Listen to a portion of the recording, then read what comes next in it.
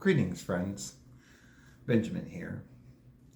Today it is spring in Ohio, and it finally feels like it. So, with this, I was inspired.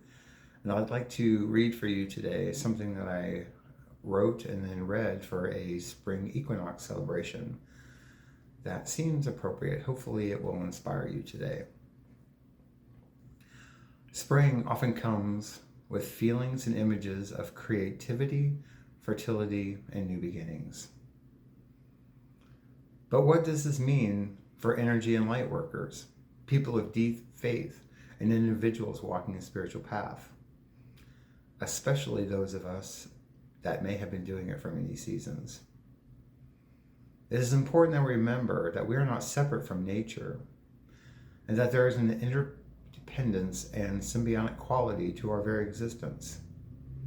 Just like the changing and transitions of the seasons, we too, as spiritual beings, go through transitions as well. Sometimes we are very excited, hopeful, optimistic, or even driven to further grow to our higher selves, especially in the beginning of our spiritual paths. Other times, the suchness and reality of life bogs us down. There are obstacles to overcome, and the friction of change challenges us. A sort of weariness and fatigue can set in, and we fall asleep again as if in hibernation. Just like the seasons changing, we go through our own winters of life, but it is always with the hope and anticipation of spring. If we are present and mindful, we can turn to nature for insight as a pointer on how to walk our spiritual path. Nature is wonderful at the balancing act of seasons in a sort of symphony of oscillation. Leaves fall, plants wither, animals hibernate. But within this, there is a seed of promise and rebirth, of growth and renewal. The beauty of the unbloomed lotus is already inherently in the seed that is buried in the mud. So too is it with us, anchored in the mud of everyday life and waiting to bloom into our higher selves.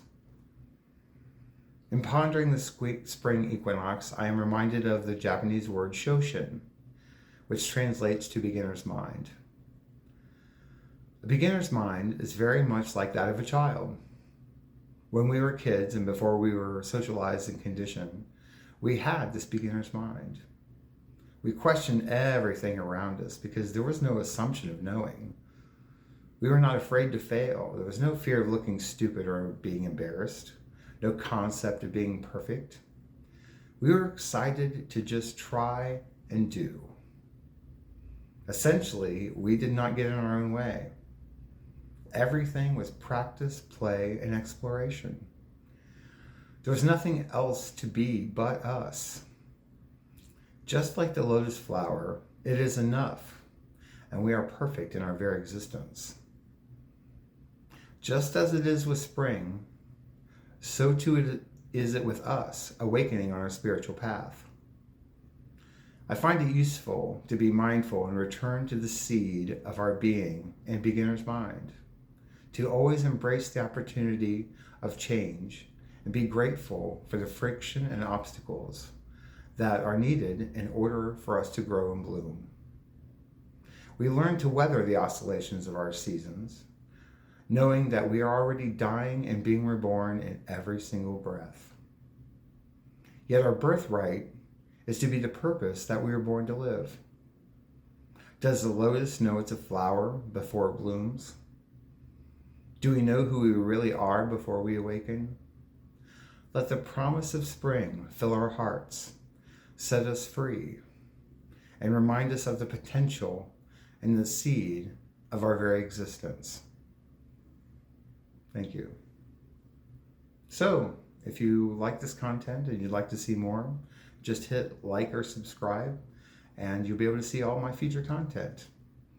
Have a wonderful, wonderful weekend. Thank you.